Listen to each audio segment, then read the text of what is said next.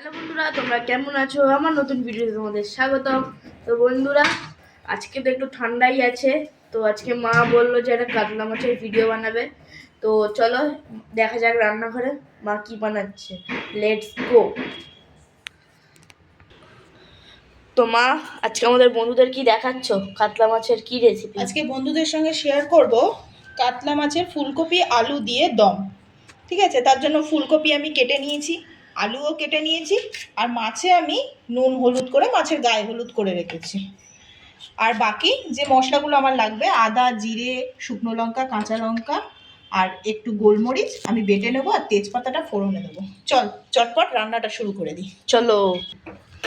গ্যাসটা এখন জ্বালিয়ে দিই, কড়াটা বসিয়ে দিয়েছি।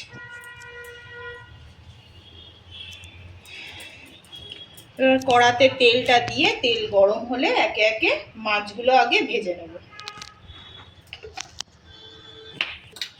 তেলটা গরম হয়ে গেছে, এখন আমি এই তেলের মধ্যে অল্প একটু নুন আর একটু হলুদ দিয়ে দেবো, যাতে মাছ ভাজার সময় ছিটকে না আসে। এবার আমি একে একে মাছগুলো দিয়ে ভেজে নেব।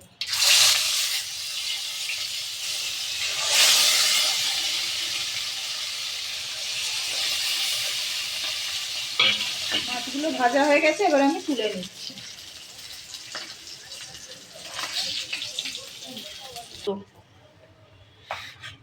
এখন এই মাছ ভাজার তেলের মধ্যে আমি আলুগুলো ভেজে নেব।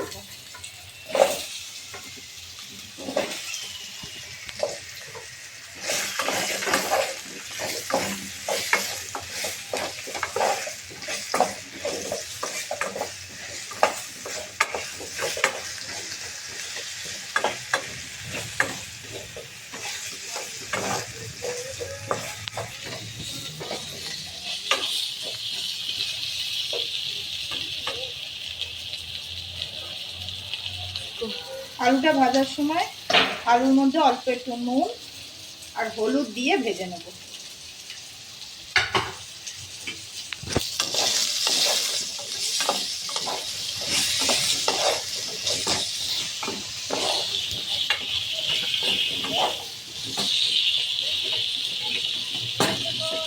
আলুগুলো ভাজা হয়ে গেছে, এবার আলুগুলো তুলে নেব।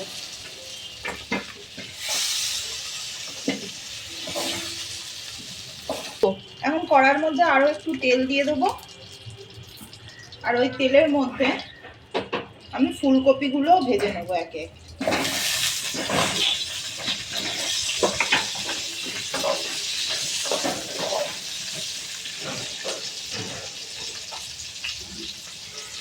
ফুলকপিটাও আমি অল্প একটুখানি নুন আর হলুদ দিয়ে ভেজে নেব।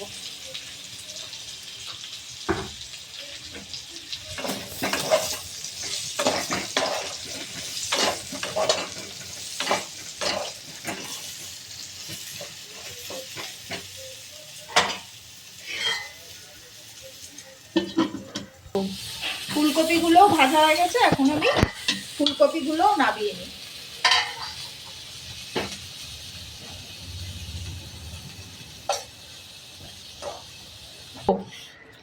এখন আমি কড়াতে আবার একটু তেল দিয়ে দেবো।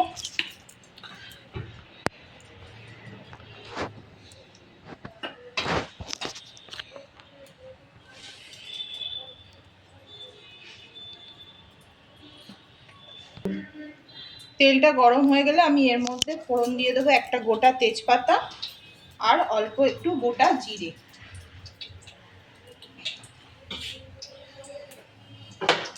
ফোড়নটাকে 2 মিনিট নাড়িয়ে নিয়েই আমি এর মধ্যে কুচো করে রাখা টমেটোটা দিয়ে দেবো।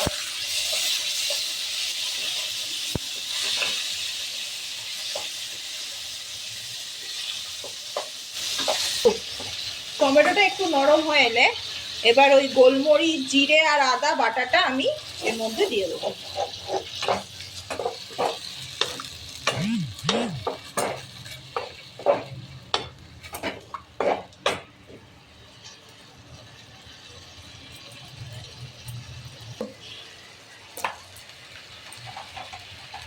যেহেতু শীতকাল, একটু মটরশুঁটি দিলে খেতে ভালোই লাগে, তাই আমি একটু মটরশুঁটি দিয়ে দেবো।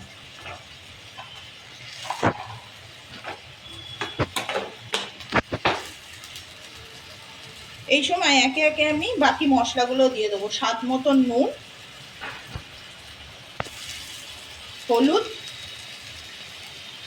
আর ঝালটা যে আপনারা যেমন খাবেন সেই। এর মধ্যে সব মশলাগুলো আমার দেওয়া হয়ে গেল। পরিমাণ মতো নুন, স্বাদ মতো ঝাল আপনারা দেবেন যতটুকুনি আপনারা খান, আর একটু হলুদ দিয়ে আমি এবার মশলাটাকে ভালো করে কষিয়ে নেব।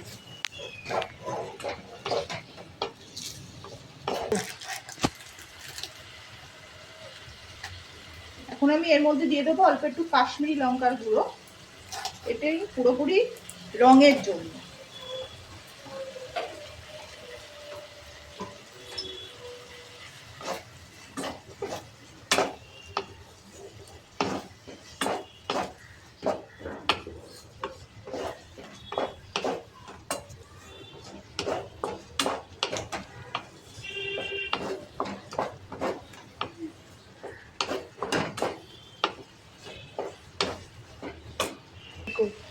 আর দেব অল্প 2-4 দানা চিনি।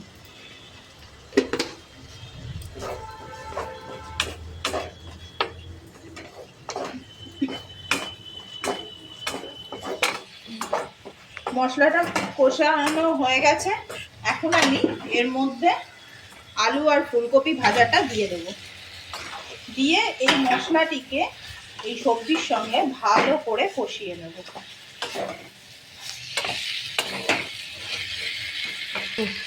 এই সময় মশলার বাটি দেওয়া জলটাও আমি এর মধ্যে দিয়ে দেব।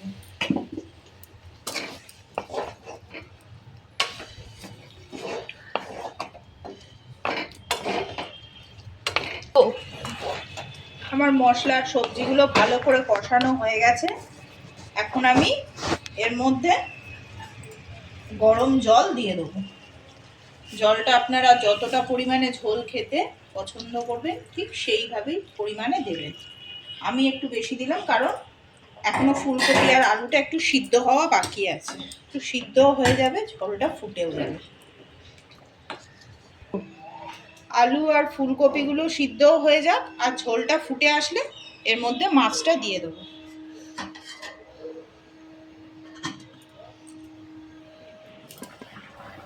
ঝোলটা ভালো করে ফুটে গেছে, আলু আর ফুলকপিগুলো সিদ্ধ হয়ে গেছে। এখন আমি মাছগুলো ঝোলের মধ্যে দিয়ে দেবো। মাছগুলো ঝোলের মধ্যে দিয়ে অল্প 2 মিনিট আমি ফুটিয়ে নেব। এই সময় আমি এর ওপরে একটু গরম মশলা দিয়ে দেবো।